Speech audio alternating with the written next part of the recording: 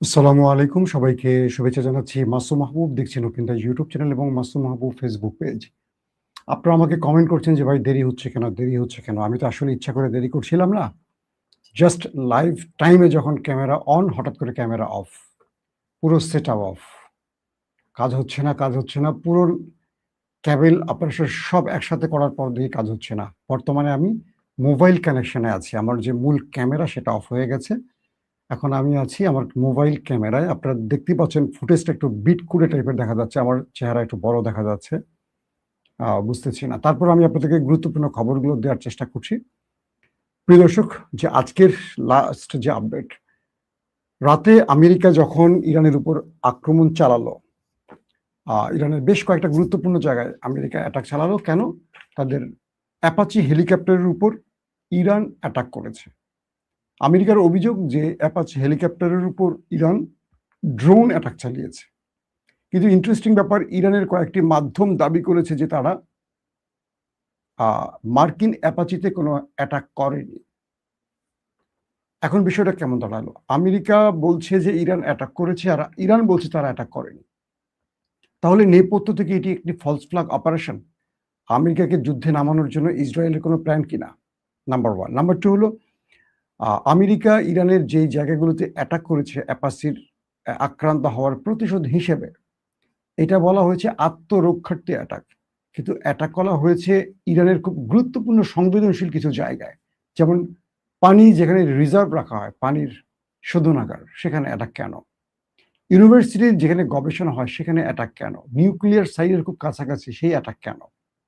এই প্রশ্নগুলো ইরানের পক্ষ থেকে উঠে আসছে। পাশাপাশি ইরানের বুশহর, সিরি জেলা, তারপর কেশবদ্বীপ, বন্দর আব্বাস, খোজেস্তান, এই যে জায়গাগুলোতে অ্যাটাক হয়েছে এগুলো ইরানের খুব সংবেদনশীল জায়গা। আত্মরক্ষার্থে এখানে মার্কিন যুক্তরাষ্ট্রের আক্রমণ করার কথা নয়। ইরান পাল্টা কি করেছে? আমেরিকা ইরানে অ্যাটাক করার পর, ইরান কয়েক ঘন্টা পর তারা যে প্রতিক্রিয়াটা দিয়েছে, এটা নিয়ে পুরো পৃথিবী এখন হইচই শুরু করে দিয়েছে। মার্কিন গণমাধ্যম, পশ্চিমা গণমাধ্যম, ইউরোপীয় গণমাধ্যম, মিডল ইস্টের গণমাধ্যম, ইভেন আমাদের ছোট দেশ বাংলাদেশের গণমাধ্যম পর্যন্ত খুব গুরুত্বের সাথে এটাকে শিরোনাম করছে। কিরকম? যে আমেরিকা ইরানকে যেই জায়গাগুলোতে অ্যাটাক করেছে, মানে ফাইটার জেটের মাধ্যমে, ইরান মিসাইল এবং ড্রোনের সংমিশ্রণে এই অ্যাটাকগুলোর পাল্টা জবাব দিয়েছে। খেয়াল করবেন, প্রথম, ইরান এ পর্যন্ত লড়াইতে জর্দানকে খুব কম মেরেছে, কিন্তু এবার জর্দানের খুব গুরুত্বপূর্ণ মার্কিন ঘাঁটিগুলোকে ধ্বংস করেছে। এর প্রধান কারণ হলো জর্দান ইসরায়েলে ইরান আক্রমণ করলে প্রতিবারই পথে বাধা হয়ে দাঁড়ায়। অর্থাৎ, যে আপনারা তো শুনতে পাচ্ছেন, কোনো সাউন্ডের প্রবলেম হচ্ছে না আমাকে বলে আমাকে একটু জানাবেন। তো জর্দান যখন ইরান ইসরায়েলের উদ্দেশ্যে মিসাইল বা ড্রোন হিট করে, জর্দানের ভূমি থেকে সেগুলো ইন্টারসেপ্ট করে বা ইন্টারসেপ্টের চেষ্টা করে। গত দুদিন আগেও ইরান যখন ইসরায়েলে অ্যাটাক চালিয়েছে, জর্দান কিন্তু সেখান থেকে তার প্রতিরক্ষা ব্যবস্থা দিয়ে ইন্টারসেপ্টের চেষ্টা করেছে, ইন্টারসেপ্ট করেছে দুই একটা। এটা ইরানের মাথায় একটা রাগ আছে। দ্বিতীয়ত হলো, জর্দানের ঘাঁটি থেকে ইরানের অ্যাটাক আসছে, এরকম অভিযোগ ইরানের পক্ষ থেকে আসছে। তো তাই জর্দানের উপর বা জর্দানের যে গুরুত্বপূর্ণ মার্কিন ঘাঁটি রয়েছে সেখানে বড় আকারে আক্রমণ করেছে ইরান।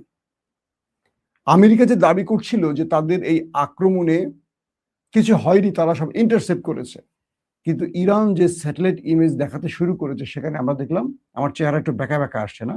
ক্যামেরার ফ্রন্ট মানে মোবাইলের ফ্রন্ট ক্যামেরা আছি। আমি সাধারণত মোবাইল দিয়ে লাইভ করি না, আমি সবসময় আমার বড় সেট আপ আছে, স্টুডিও ক্যামেরা দিয়ে করি। এখন যে বিষয়টি দাঁড়িয়েছে, নো প্রবলেম, সাউন্ড ঠিক আছে, মূল বিষয়গুলো বলতে থাকেন। ওকে, ফাইন, থ্যাংক ইউ। তো এখন যে বিষয়টি তৈরি হয়েছে সেটি হলো যে ইরান জর্দানে হিটের পর আমেরিকার টেনশন বেড়ে গেছে, কারণ সেখানে ইরান ম্যাসিভ আকারে ক্ষতি করেছে।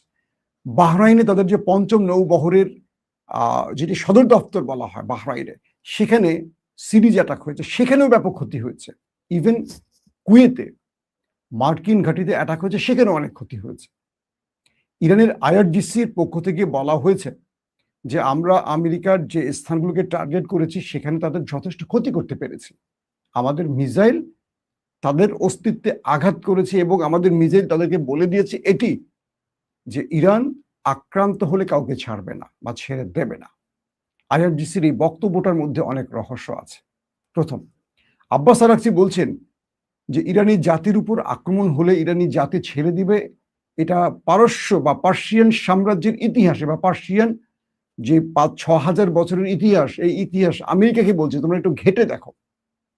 আব্বাস আরাকচি বলছেন তোমরা পার্সিয়ান সাম্রাজ্যের ইতিহাস ভালো করে পড়ে দেখো যে এই ভূমিতে কখনো কোনো দখলদারকে তারা সহ্য করেনি এবং তারা সেটাকে টলারেট করবে না, সেটার প্রতি উত্তর দেবে। তোমরা ইতিহাস না জেনে যুদ্ধ করতে এসো না। দ্বিতীয় স্পেলে তিনি বলেছেন কি, আমেরিকা তুমি তোমরা এখান থেকে যাও, তোমাদেরকে এই ভূমিতে থাকতে দেয়া হবে না। মানে গালফ আরব অঞ্চলে, শুধু ইরানে না, ইরান তো আমেরিকা ঢোকেনি, তাদেরকে আমেরিকাকে বলছে ইরান তোমাদেরকে এই অঞ্চলে থাকতে দেয়া হবে না, তোমাদের এই অঞ্চল ছাড়তে হবে, আজকে ছাড়ো আর কালকে ছাড়ো, এই ভূমি তোমাদের জন্য নয়, তোমরা দ্রুত এখান থেকে ভাগো, পালাও। এই অর্থ কি বুঝতে পারছেন? ইরান একটা বড় যুদ্ধের জন্য তার সব প্রস্তুতি সম্পন্ন করেছে। ইরান জানে যে আমেরিকা ইসরায়েল ছুতো খুঁজতেছে যুদ্ধের জন্য, এটা কি ইরান জানে না? জানে। তার মধ্যে লেবাননে আক্রমণের পর, বৈরুতে যখন আক্রমণ হলো, ইরান যে বড় আকারে ইসরায়েলে অ্যাটাক চালালো, ইসরায়েল পাল্টা অ্যাটাক চালাবে ইরান জানে, কিন্তু ইরান এই যুদ্ধে নামলো কেন? ইরানের প্রস্তুতি আছে, নাম্বার 1। নাম্বার 2, আমেরিকার অ্যাপাচি হেলিকপ্টার, ইরান বলছে তারা অ্যাটাক করেনি। যদি ফলস ফ্ল্যাগ অপারেশন হয় তাহলে আমেরিকা রিটালিয়েট করার সঙ্গে সঙ্গে ইরান রিটালিয়েটের জবাব দিয়েছে, নাম্বার 2।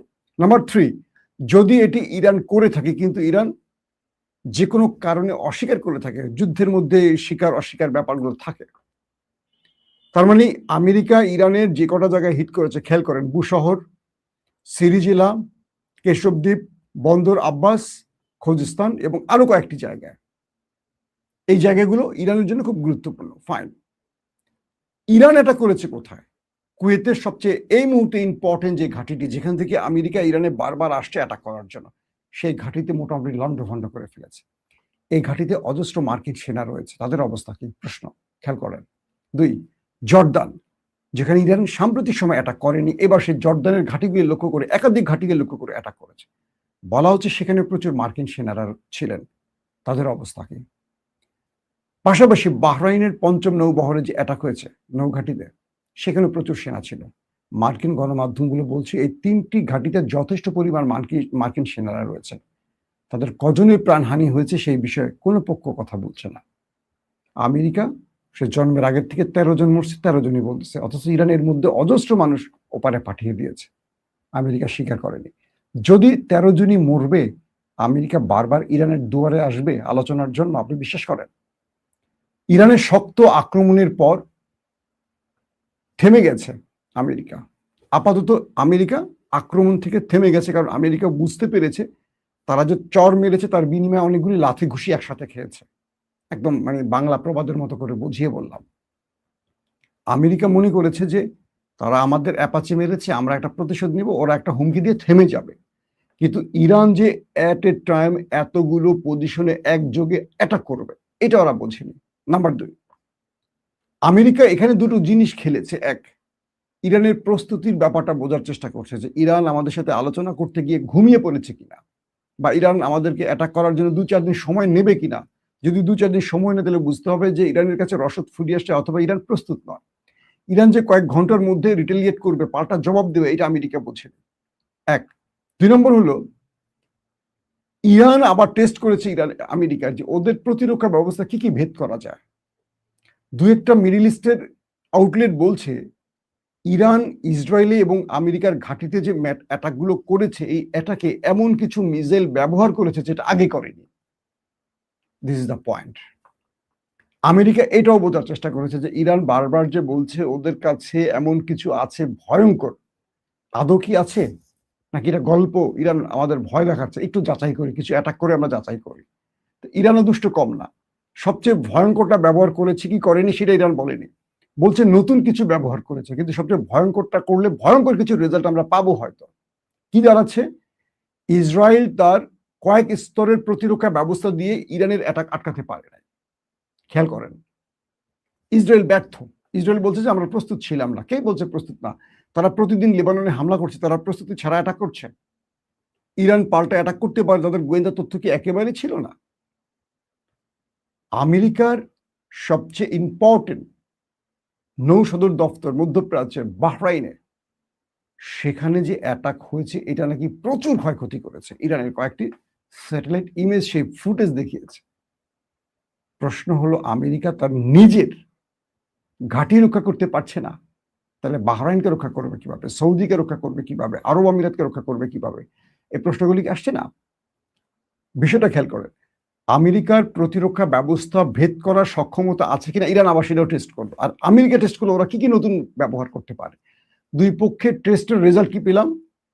রেজাল্ট আসলো, আমেরিকার উন্নত প্রতিরক্ষা ব্যবস্থা ইরানের মিসাইল বা ড্রোন আটকাতে পারেনি। যেগুলো দুর্বল পূর্বের, সেগুলো কিছু ইন্টারসেপ্ট আমেরিকা করেছে, কিন্তু ইরান যে নতুন আদলের মিসাইলগুলো মেরেছে ইন্টারসেপ্ট হয়নি। তার মানে আমেরিকার প্রতিরক্ষা ব্যবস্থা ফেল। আর ফেল বলে আমেরিকা চুপ হয়ে গেছে। এখানে আমেরিকা বুঝতে পারছে যে আমি যুদ্ধটা লম্বা করলে ইরান আরো মারবে, নিজে একটু ব্রেক দিছে, যেটা আমার আত্মরক্ষার জন্য হিট করেছি, আমিও চুপ, এবার তুমি একটু চুপ থাকো। ইরান বলছে তুই যদি না মারোস আমি আর মারবো না, আমার খামোখা আমার মিসাইল শেষ করতে হবে না। ইরান আবার একটু ব্রেক দিছে, আপাতত ব্রেক আছে। আবার কখন শুরু হয় লাইভের শেষে, আমি লাইভ শেষ করে আবার ট্রাম্পকে ফোন দিতে হবে যে ভাই আবার শুরু করবি কি করবি না। বিষয়টা এরকম না। তো এখন ইরান তার সক্ষমতা প্রমাণ পেল যে তার মিসাইল ফাঁকি দিতে পারে মার্কিন সকল প্রতিরক্ষা ব্যবস্থা, ইসরায়েলের প্রতিরক্ষা ব্যবস্থা। তার মানে ইরান এবার আশ্বস্ত হয়েছে যে আয় তোরা খেলতে আয়, আমি যে নতুন জিনিস বানাইছি সে জিনিসে তোরে মোটামুটি খেলতে পারবো। নতুন করে ইরানের আইআরজিসি বলছে যে ওদের কি বলবো প্রতিরক্ষা ব্যবস্থার অন্যতম রাডার সিস্টেমও ধ্বংস করে দিয়েছে কালকে। আমেরিকা যে অ্যাটাক হয়েছে সেখানে আমেরিকার একাধিক রাডার সিস্টেম ধ্বংস। রাডার সিস্টেম ধ্বংস মানে কি বুঝতে পারছেন? আমেরিকার চোখ বন্ধ। এখন ইরান মিসাইল মারবে, আমেরিকা কিছু দেখবে না, ঠাস করে দিকে একটা মারবে, ঠাস করে দিকে একটা মারবে, দেখা যাবে ওইটা গিয়ে সৌদি আরবের মোহাম্মদ বিন সালমানের ঘরের মধ্যে গিয়ে পড়ছে। বুঝতে পারছেন? আমেরিকার একাধিক, মধ্যপ্রাচ্যে থাকা মার্কিন একাধিক রাডার সিস্টেম ধ্বংস করে ফেলছে কালকে ইরান অ্যাটাক করে। আমেরিকা এটুকু বুঝছে যে ইরান আসলে, মানে ইরানের সাথে আলোচনার বিকল্প নেই, কারণ ইরান আসলে মুখিয়ে আছে যুদ্ধের জন্য। ওরা ভয়ে আওয়াজ করছে, বিষয়টা এরকম না, ওরা রেডি যুদ্ধের জন্য, এটা আমেরিকা বুঝে গেছে। এখন আমেরিকা নতুন আরেকটা প্রতিশোধ নেবে, নাকি আবার ট্রাম্প পোল্টি মেরে আলোচনার নাম করে আবার কয়েকদিনের জন্য গর্তে ঢুকে যাবে, সেটা হয়তো আমরা সামনে কয়েক ঘন্টার মধ্যে বুঝতে পারবো। ট্রাম্প ঘুম থেকে উঠুক। এখন তো ট্রাম্প ঘুমাচ্ছে, আমরা জেগে আছি, বাংলাদেশের দিন ওদের রাত। তো ট্রাম্প ঘুম থেকে উঠে কি কি চিন্তা ভাবনা করে আমরা তার সোশ্যাল মিডিয়া, ট্রুথ সোশ্যাল ঢুকলে দেখি তার এক একদিন এক একটা পোস্ট, এক এক রকম পোস্ট। তো এই পর্যবেক্ষণের মধ্যে আরব রাষ্ট্রগুলো বারবারই বলছে ট্রাম্পকে, তুমি আর যুদ্ধে যেও না বাবা, তুমি আর যুদ্ধে যেও না, তুমি যুদ্ধে যাও ওরা মাইরা আমাদেরকে তক্তা বানায় ফেলবে, আমরা সবাই মিলে ওদের কিছু করতে পারবো না, এক ইরান কিছু করতে পারবো না। দেখো না তোমার মতো দেশ, ইসরায়েলের মতো দেশকে সোজা করে ফেলছে ইরান মাইরা, তুমি যুদ্ধ বন্ধ করো বাবা। কিন্তু ইসরায়েল খেলছে। এখন অ্যাপাচি হেলিকপ্টারটা আসলে কারা বিধ্বস্ত করছে? ইরান তো অস্বীকার করলো। তার মানে কি প্রতিবেশী কোনো ইরাক টিরাকের কোনো একটা দেশ থেকে, কারণ ইসরায়েল আশেপাশে অনেকগুলো দেশে তার গোপন ঘাঁটি গেড়েছে, সেখান থেকে তারা আরব আমিরাতে হিট করেছে, সৌদিতে হিট করেছে। এটা হতে পারে যে মার্কিন অ্যাপাচি তারাই ধ্বংস করে, অথবা আমেরিকা নিজেই একটা যুদ্ধের জন্য কাজ করতে পারে। সবকিছু বোঝা যাবে ট্রাম্প ঘুম থেকে ওঠার পর। দর্শক, আপনারা জেগে থাকেন, ট্রাম্প ঘুম থেকে উঠুক। এই পর্যন্ত বিদায় নিচ্ছি, আল্লাহ হাফেজ।